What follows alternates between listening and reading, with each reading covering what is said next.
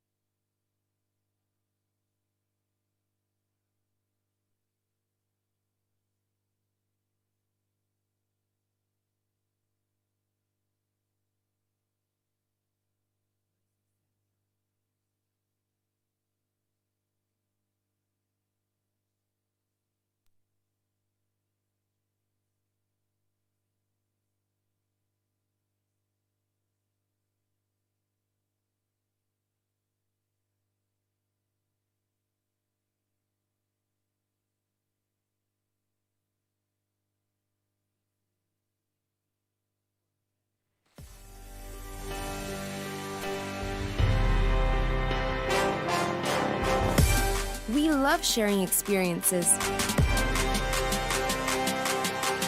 Our mission is preparing others to serve.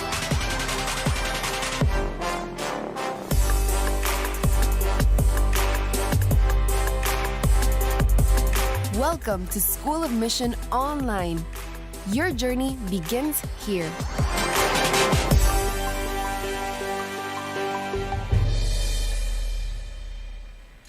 Hi everyone, how are you?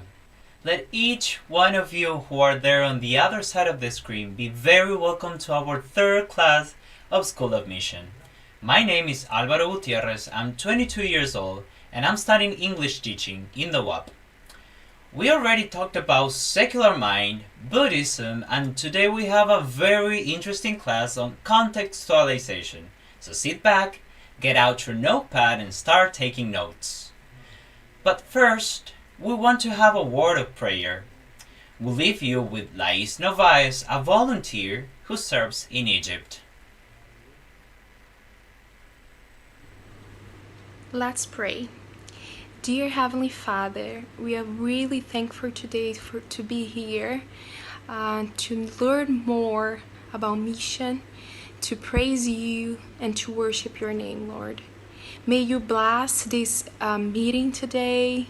May you be with each person here who wants to serve you around the world and who has the heart willing to be with you, to serve you, and to teach more about you to others around the world. May you bless this work. May you bless them, Lord. May you be with them and with this meeting. In Jesus' name I pray. Amen. Thank you, Lais. May God keep accompanying you in your service. Today we'll also have more special guests. We will get in contact with FACHBA University and we will travel to Chile with our missionaries. But before enjoying these beautiful moments, let's move on to our announcements. So, please pay close attention.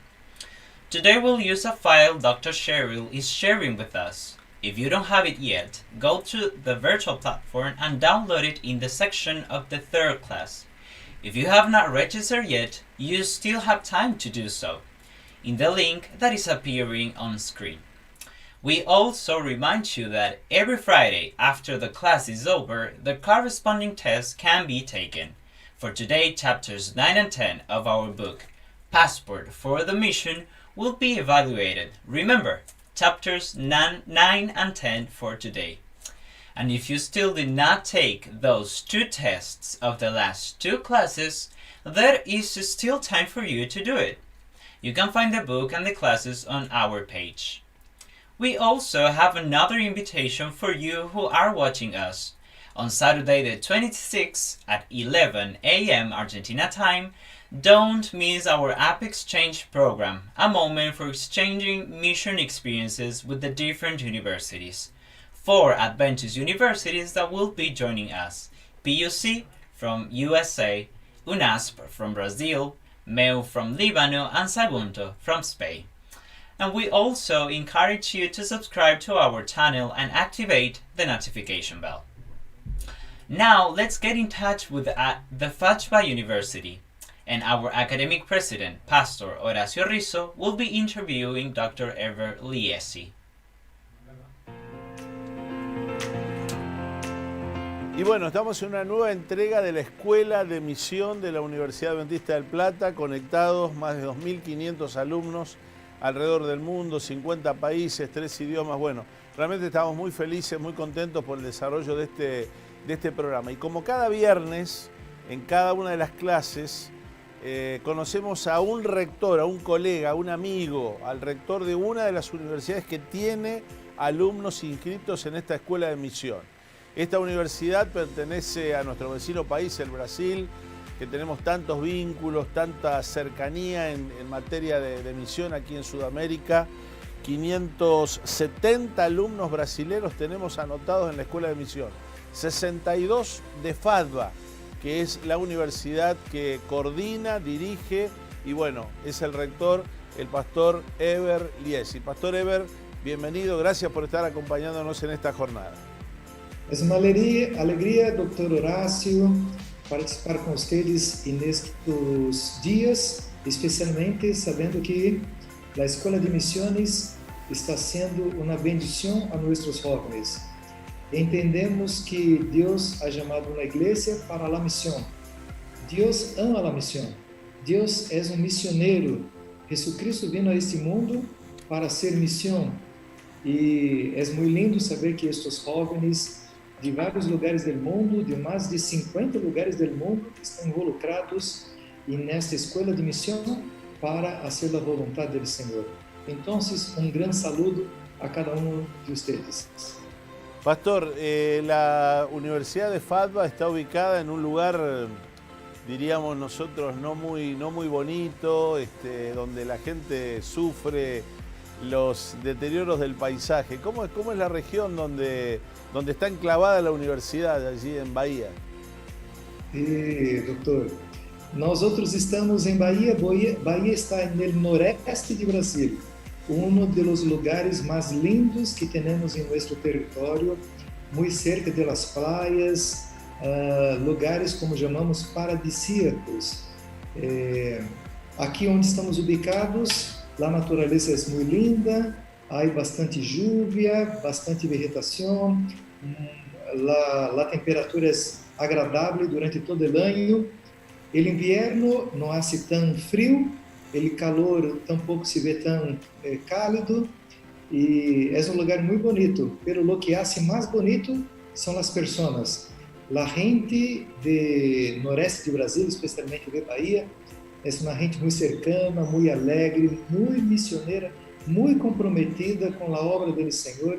Lhe gusta cantar, lhe gusta alabar, lhe gusta estar entre amigos, involucrado com os grupos pequenos, a ser obra missioneira, predicar o Evangelho. É muito bonito a gente de acá. Então, estamos juntos nesse projeto. Pastor Eber, aquí tienes al grupo de jóvenes que está participando en esta escuela de misión. Hay alumnos brasileños, hay alumnos argentinos, hay alumnos de Fadva, hay alumnos de Europa. Te estarán escuchando en portugués, en castellano o algunos traducidos al inglés. Un mensaje, por favor, para ellos ya para el final de nuestra nota. Como dijimos al inicio, Dios es un Dios de misión. Dios dejó el cielo y vino a la tierra para salvar. E nós somos chamados por Deus para ser o mesmo, para seguir o exemplo de Jesucristo, para ser a obra missioneira. Deus está fazendo chamado para ti, chamado para que tu utilices tus talentos, tus dones, para salvar a gente, para ser diferença no mundo. A vida, se nós não temos propósito especial de ajudar a gente, nossa vida é muito vazia.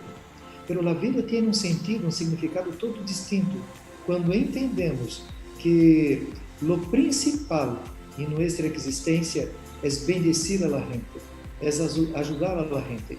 Ajudamos com o material, pero ajudamos também com o espiritual. Ajudamos para que a gente viva melhor na terra, pero ajudamos a gente a preparar-se para uma nova terra. Então, queridos jovens de todo o mundo que participam desta escola de missões, este projeto é projeto que está no coração do Senhor, no coração de Deus. Há ao redor de 10 anos, começou com estudantes de Argentina, de nossa querida UAP, o projeto iwillgo. Esse projeto ganhou o coração da igreja em todos os lugares do mundo. A igreja, em nível de associação general, eligiu o projeto iwillgo para ser o projeto da igreja para os próximos 5 anos. Veja, é cumprimento do que Deus havia dito, que os jovens são uma força missioneira da igreja. Nossa igreja, a Igreja Adventista do Sétimo Dia, surgiu muito forte em las manos dos jovens que Deus havia chamado. Foram líderes da igreja, foram revolucionários, e Deus os bendijo para formar esta igreja que tem uma missão apocalíptica. E agora, para terminar a obra, novamente, Deus chama a los jovens para isso. É cumprimento da profecia de Joel, capítulo 2. Deus chamando a los jóvenes, Deus bendecindo a los jóvenes, e vocês estão sendo chamados por Deus. Vocês estão sendo levados nas mãos do Senhor, porque Deus los ama muito. Então, felicitações. Deus está com vocês. Vocês serão vasos de honra nas mãos do Senhor e corações serão transformados. E a grande alegria que tendremos será no céu abraçar a la gente que estará na eternidade com Jesucristo, porque nós outros fuimos instrumentos. Felicitações, queridos jóvenes. Consagremos-nos ao Senhor. Há uma grande obra a ser hecha. Gracias, Pastor Lies, y eso es lo que soñamos, eso es lo que esperamos, y esperamos trabajar arduamente y que el Señor pueda bendecirnos de esta manera. Gracias, nos vemos en cualquier momento y seguimos entonces con nuestra programación de esta tarde.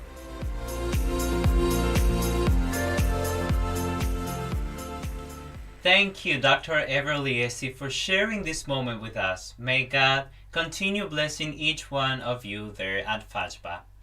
Now it's time to travel to Chile with Denise Alvarado and Jair Bravo to learn a little bit about the missionary work they are doing there. Come with us.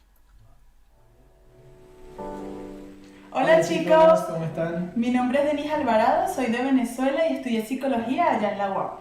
Yo soy Jair, soy de Argentina y estudié enfermería ahí en la UAP. Y ahora estamos sirviendo acá en la UNACH, en la Universidad Adventista de Chile. Nosotros estamos trabajando en mi parte como psicóloga en bienestar estudiantil, realizando atención psicológica a los alumnos. Tengo grupos de apoyo, podemos también hacer acompañamiento, sobre todo en este tema de la pandemia. Además estoy realizando apoyo al centro estudiantil, que es como el CAE, que se encuentra en la UAP, atendiendo también a los alumnos y a algunos docentes. Bueno, y yo, a causa de que no hay alumnos, porque se fueron todos a sus casas, no tengo pacientes, así que estoy manejando las redes de acá del SBA, tanto el Instagram como el Facebook, el correo, y además estoy dando charlas de capacitación sobre cuidados de la salud al personal que está trabajando acá dentro del campus de la universidad. Muchas personas nos han preguntado cómo ha sido la experiencia de ser voluntarios en medio de la pandemia, en esta cuarentena. Bueno, el caso de Jair ha sido un caso vivo de tener que adaptarse, de tener que hacer cosas sumamente diferentes a las cuales fuimos llamados, en nuestro llamado concreto, específico, exacto. En mi caso yo sigo haciendo lo que iba a hacer, pero de manera online, que aunque no lo crean ha sido todo un desafío para mí también. Entonces nosotros queríamos compartir con ustedes esta palabra de adaptación que tanto nos repiten, pero es tan útil cuando llegamos a estos lugares. Para nosotros ha sido una bendición enorme estar acá, poder, aprender de la cultura chilena, poder acompañar a los chicos, al personal, tener contacto con alumnos no adventistas. Acá una curiosidad es que hay una diferencia enorme en que la mayoría de los estudiantes no son adventistas. Entonces la cosmovisión, por ejemplo, cuando vienen a buscar ayuda psicológica es diferente y poder darle esa connotación espiritual es todo un desafío. Igualmente con el tema de la escuela de misión que ahora estamos organizando. Pero uno crece de mil formas, profesionalmente, humanitariamente, pero por sobre todas las cosas saber que estamos haciendo la voluntad y la misión que Dios nos encomendó. Nosotros siempre repetimos de que la causa principal por la cual nosotros estamos haciendo misión, además de que es un llamado de Dios, es por lo bueno que Él fue con nosotros en la universidad. Y lo teníamos planificado desde antes de casarnos, como agradecimiento a Él por sus bondades.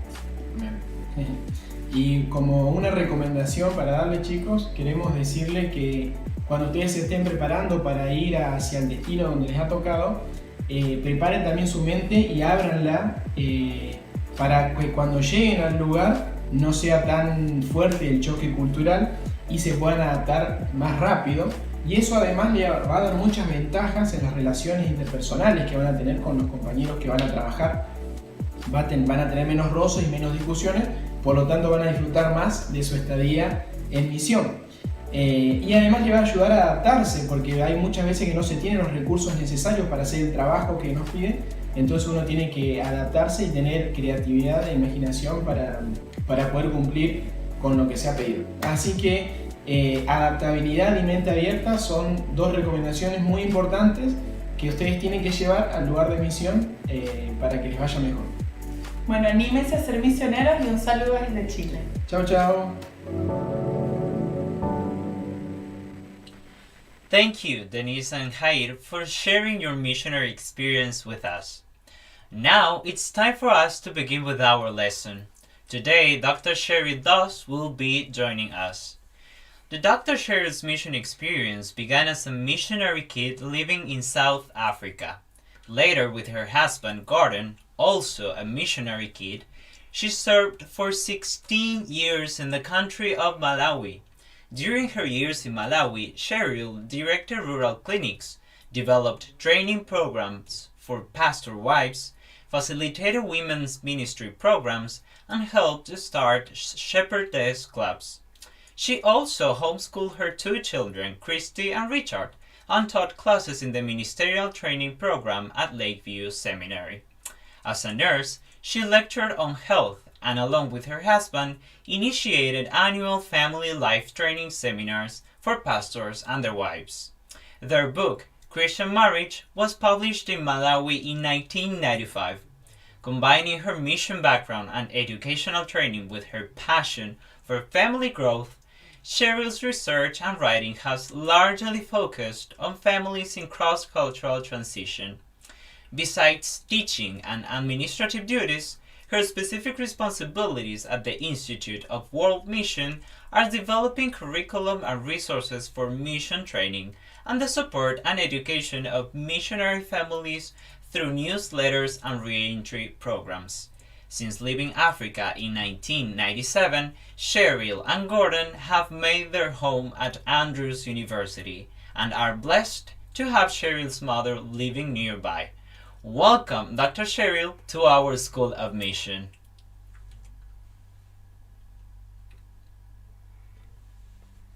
Vamos a tratar de hacer conexión con ella. Can you hear us, Dr. Cheryl? I can hear you. Can you hear me? Yeah, we can hear you perfectly. Okay. Welcome to our School of Mission. How are you doing? Are you feeling okay? Well, thank you. Yes, getting ready for Sabbath start here for the weekend, as you are. Well, it is so nice to see you and to have you in this moment. Thank you for joining us, and today we love to hear what you have to say. Now we will begin with our class.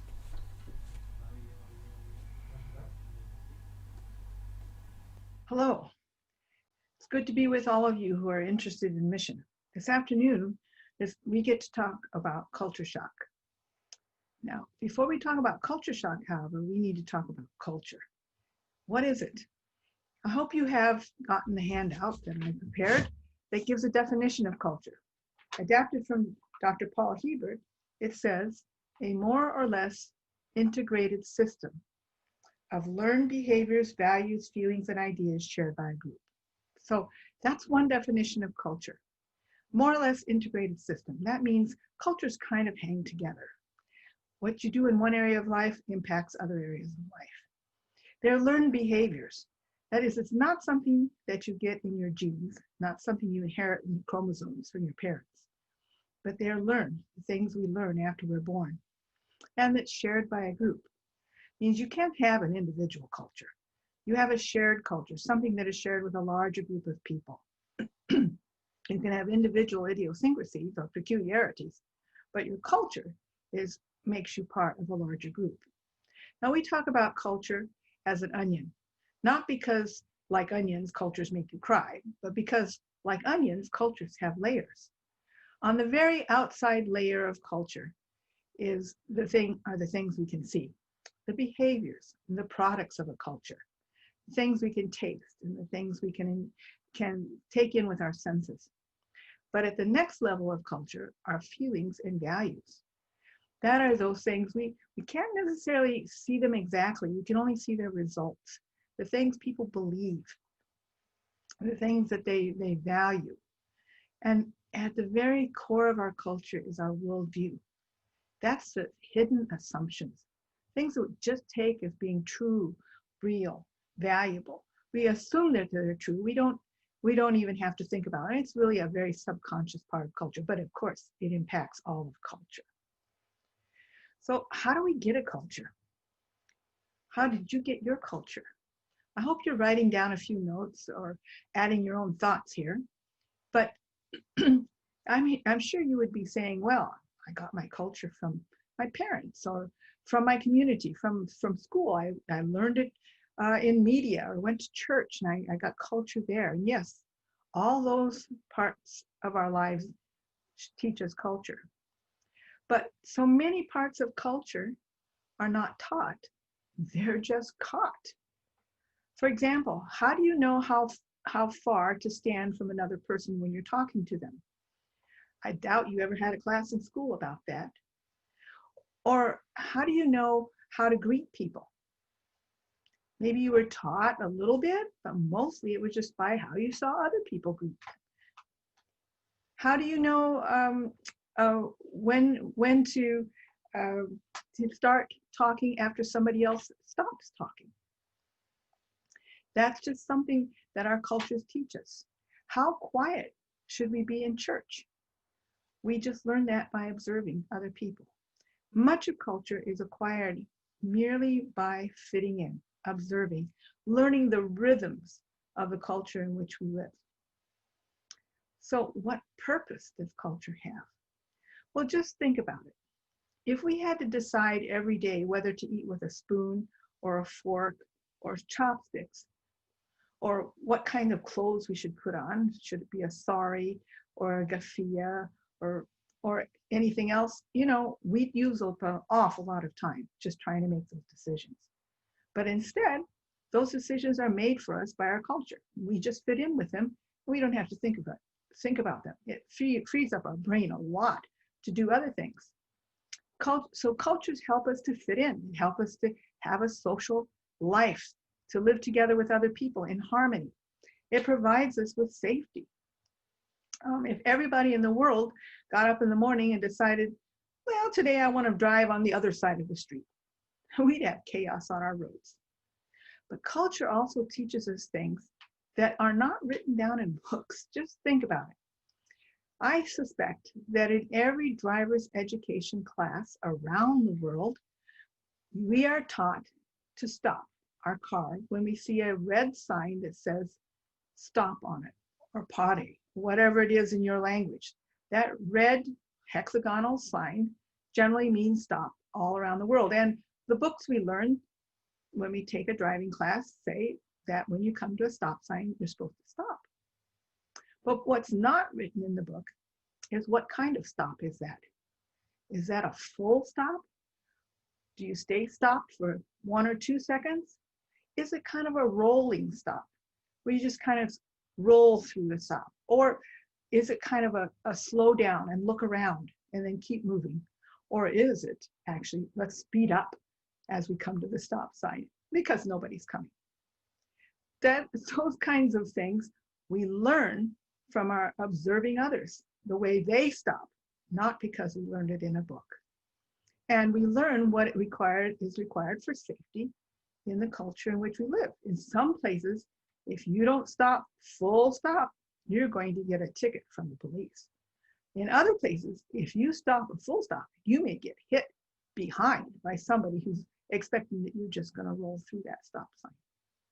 So safety, getting along with other people, having a social life, shortcuts are all important purposes of culture. Now, when we encounter a new culture, how do we feel about it? Usually, there's a lot of interest when we see different things.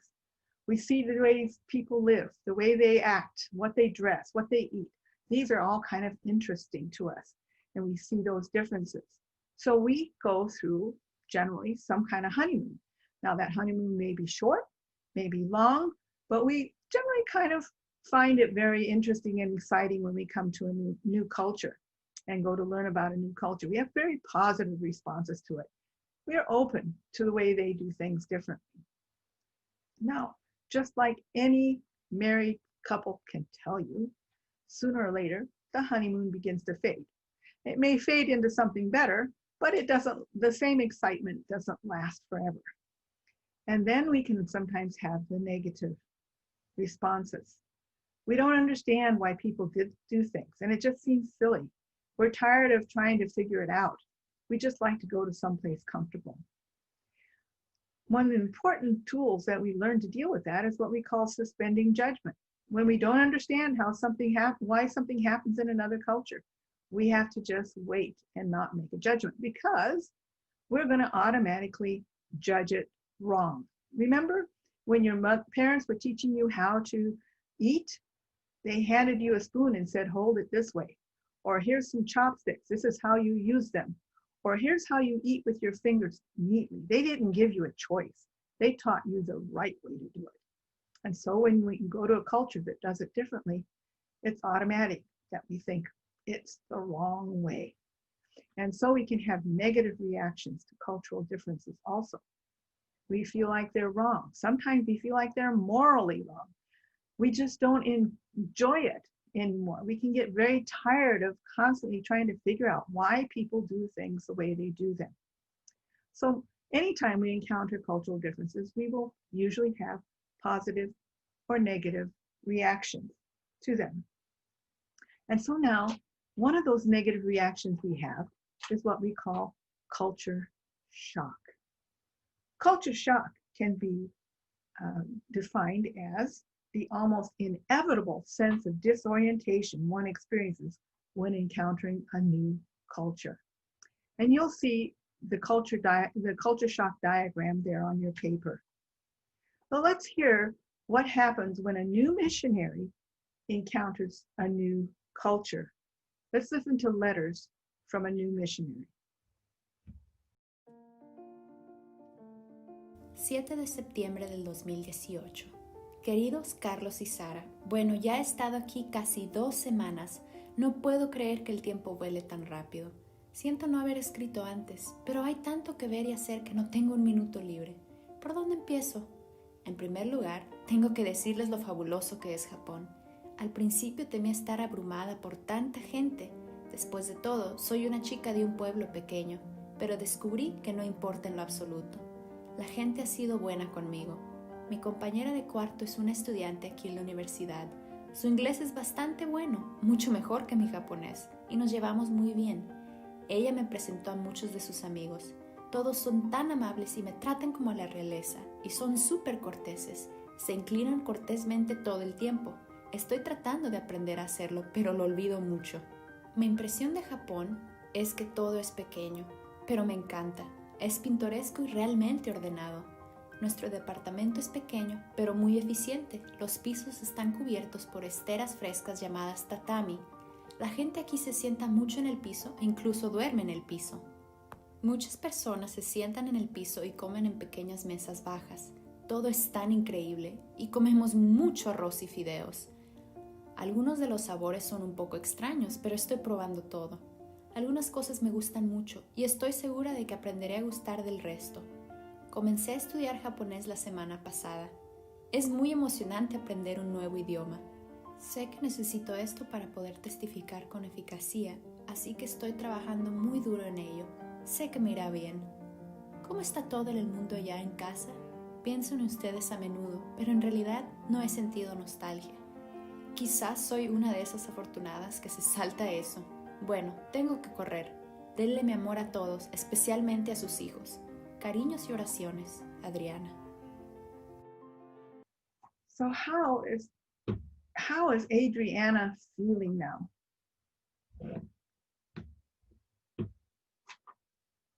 What do you see what's happening in her life? She's in a honeymoon, isn't she? Everything's exciting. All these new little things, meeting new people, learning about new foods, trying everything out. This is an exciting time. This is the honeymoon part of culture, of meeting a new culture. There's many things she doesn't understand, but that's okay because she's still floating high above the line. If you look in the diagram, you can see that that line represents where she normally feels. Right now, she's up above it. She's high. She's having her honeymoon. Let's listen to letter number 2. 3 de enero del 2019. Queridos Carlos y Sara, lo siento, llevo tanto tiempo queriendo escribir. Gracias por su tarjeta y regalo de Navidad. Significó mucho para mí. Espero que hayan recibido mis regalos a tiempo. No ha pasado mucho desde la última vez que les escribí. El clima es tan sombrío y deprimente, y parece que nunca puede estar lo suficientemente cálido. Pero lo peor de todo es que me he desanimado. Mencioné en mi última carta que mi compañera de cuarto parecía realmente distante. Bueno, está empeorando. Nunca sé lo que está pensando y estoy tan preocupada de ofenderla que pareciera que estoy caminando sobre cáscaras de huevo todo el tiempo. En este momento daría por cualquier cosa para estar fuera de esta ciudad. No puedo soportar estar constantemente rodeada de millones de personas y son tan frías, indiferentes y distantes. Parecen educados, pero realmente no creo que sean educados. Son simplemente muy superficiales y casi de dos caras. Sé que eso suena terrible, pero así es como me parece. No creo que alguna vez los entienda. Algunos días daría lo que fuera para salir de la casa. Mis estudios de japonés también están por los suelos. Parece que ya no puedo aprender nada. Hice un gran progreso los primeros 2 meses, pero ahora es como si estuviera estancada. Y estoy tan cansada de que se rían cada vez que abro la boca. Y todo me irrita. Algunos días pienso que si veo un grano más de arroz o otro tazón de sopa de fideos o escucho otra palabra en japonés, simplemente gritaré. Y muchos de los sabores en la comida casi me dan náuseas. Es bastante horrible y las cosas son tan caras aquí. Si fuera un turista rico, podría permitirme ir a un restaurante occidental o un supermercado y obtener algo de comida real, pero ustedes saben el tipo de salario que ganan los misioneros. En este momento estoy pensando seriamente en entregar mi renuncia. Parece que no puedo vincularme con nadie y como no puedo aprender el idioma, ¿de qué me sirve estar aquí? ¿Cómo puedes ser efectivo en un lugar que odias? Por favor, oren por mí mientras tomo esta decisión. Con amor, Adriana. Now, what's happening in Adriana's life? Generally, culture shock does not hit right away. It takes a little while. A few months, sometimes weeks, occasionally days. I've heard of people who get off the airplane and say, let's turn around and go right home. But generally we go through kind of a honeymoon period. And then as things begin to settle in, we find it's not going too well. Adriana is having trouble in every aspect of her life, you'll see. She's getting tired of the food. She's not able to make connections with her roommate.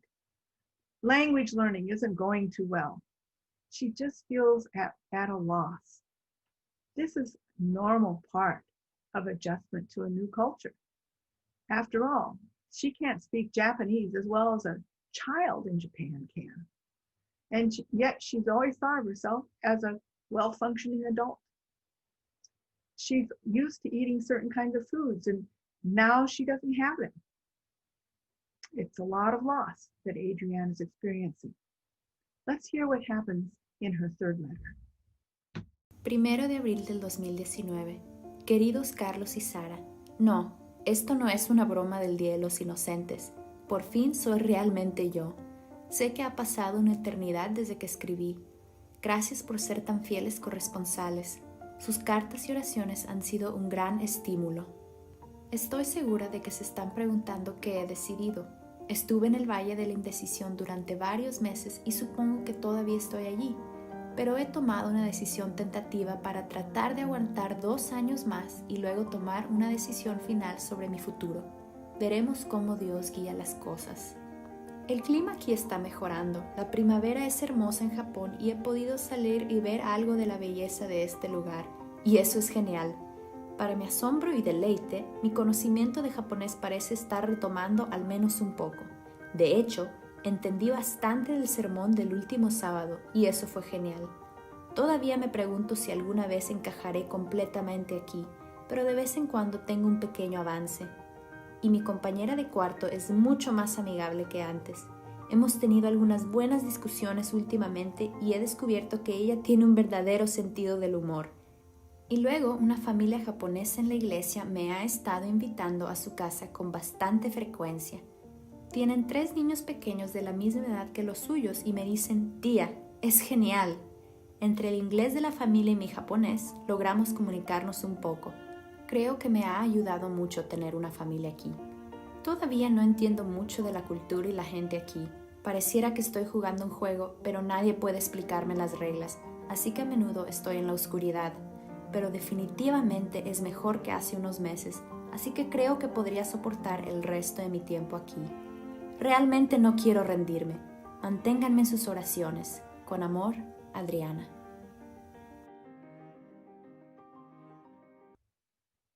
Letter number 3, things have changed.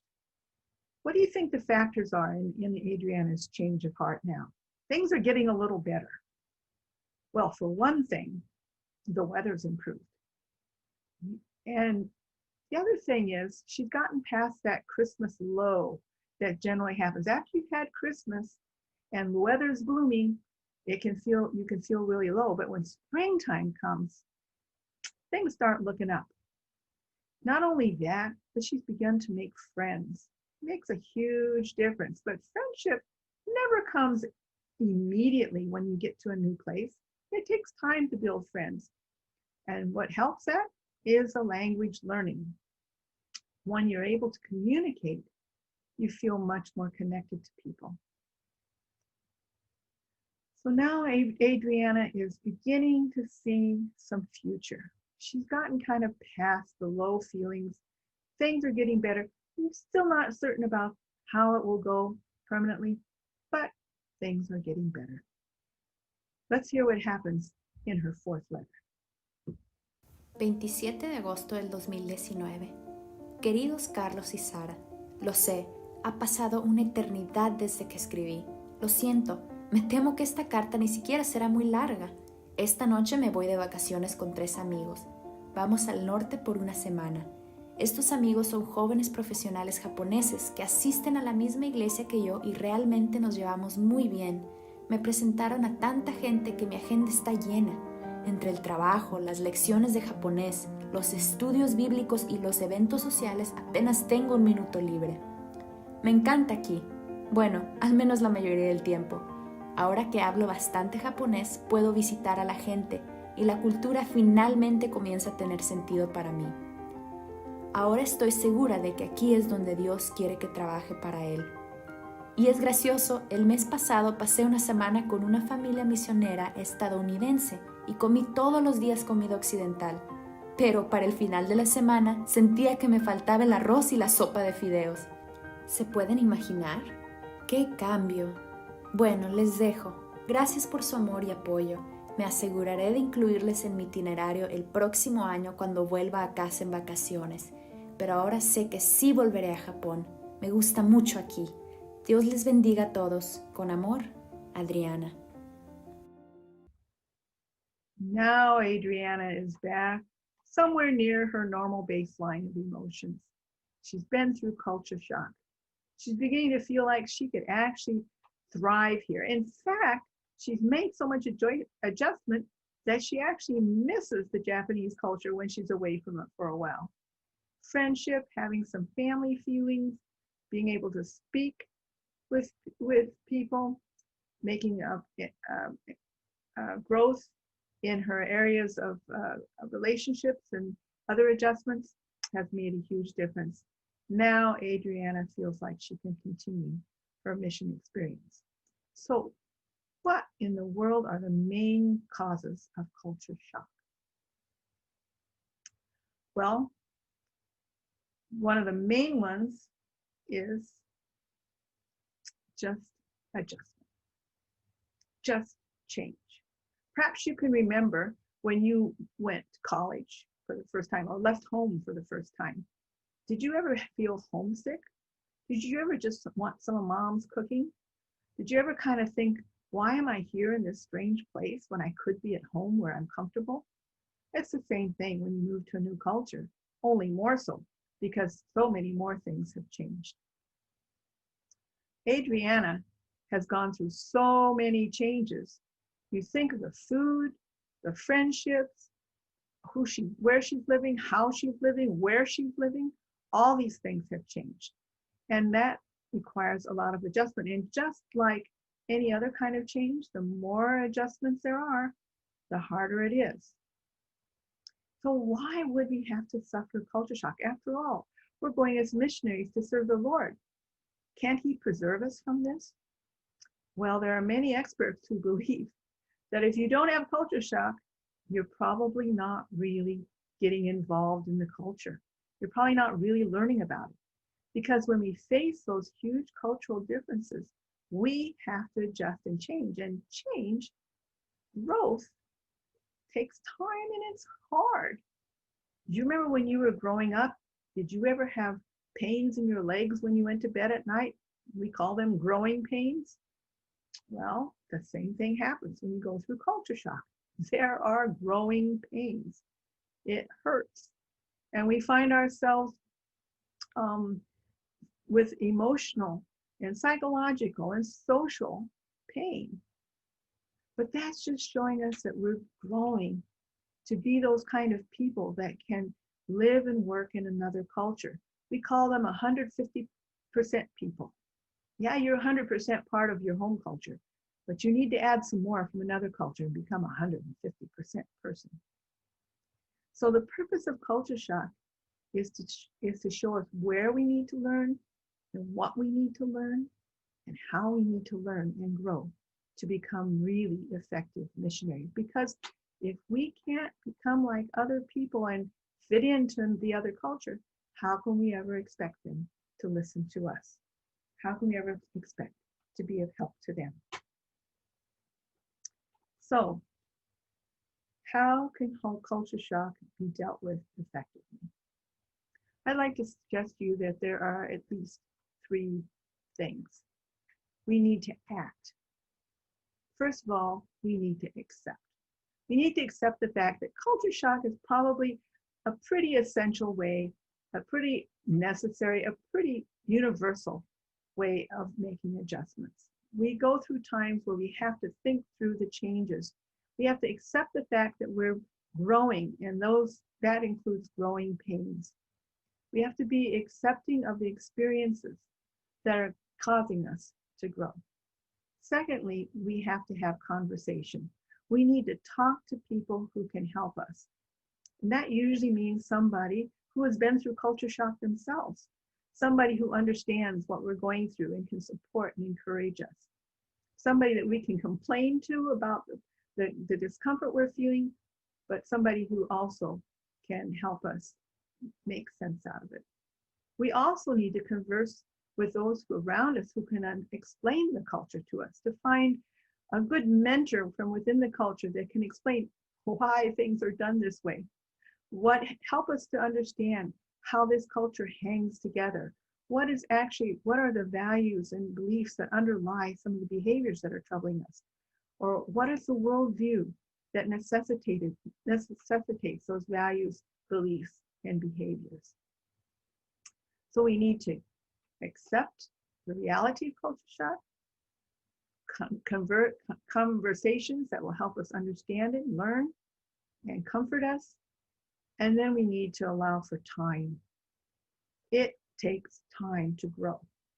You didn't become an adult in a minute. You don't become 150% person in a minute. These things take time.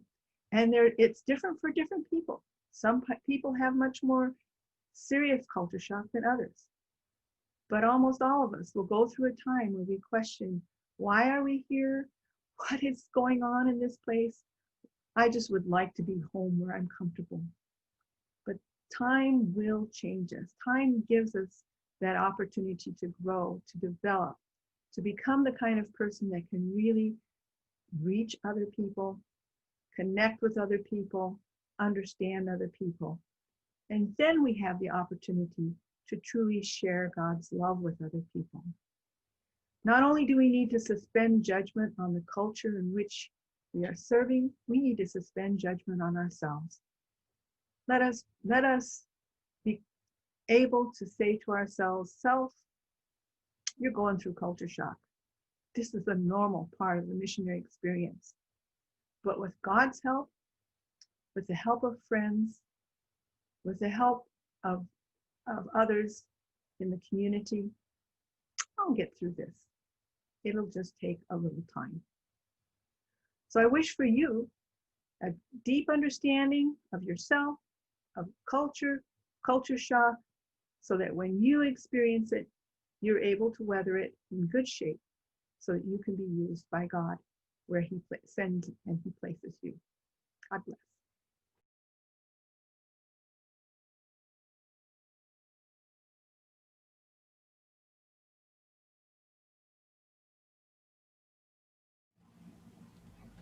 Thank you very much, Dr. Cheryl Das, for joining us today and teaching us this very important matter of contextualization for the moment of becoming missionaries.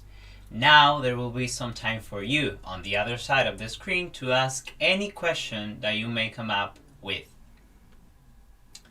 There's one question and it says, if we read a lot about the culture we are going to, would it be less the culture shock?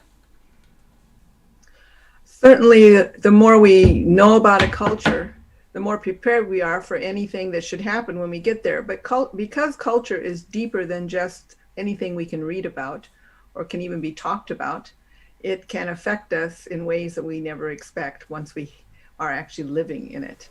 These are things that are, just as the example I gave, it may be written in a book about how to stop, but how you actually stop depends on the way it's done in the culture. And the values, feelings, beliefs, the underlying parts of culture can still trip us up and cause culture shock. Thank you. We have no more questions for now. So, well, may God continue to bless the great work that you are doing, Dr. Cheryl. It was really nice to have you to hear what you had to say about culture shock. And, well, the time has come to end our class.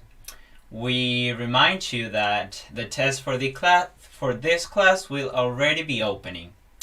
So God bless each one of you, and we look forward to next Friday to learn about Judaism with Pastor Ari Lattes. As usual, we say goodbye singing our theme song, and we invite you to answer God's call together with us, saying, I will go.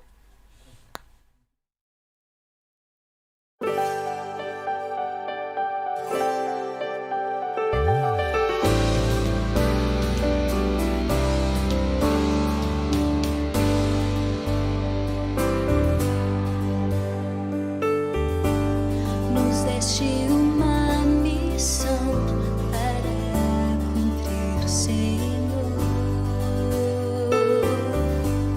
Levar tua mensagem, anunciar que és o Salvador. Em mundo repleto de corações, clamando em angústia e dor. Em tuas mãos nos depomos, vem usar-nos, Senhor, levando tua paz e amor.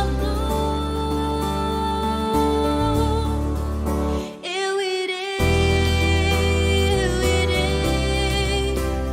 onde quer que me enviares, com teu poder e em teu nome, vou ao mundo anunciar tua mensagem. Missionário serei para servir, esperança e amor eu quero compartilhar. Onde quer que me enviares, eu irei.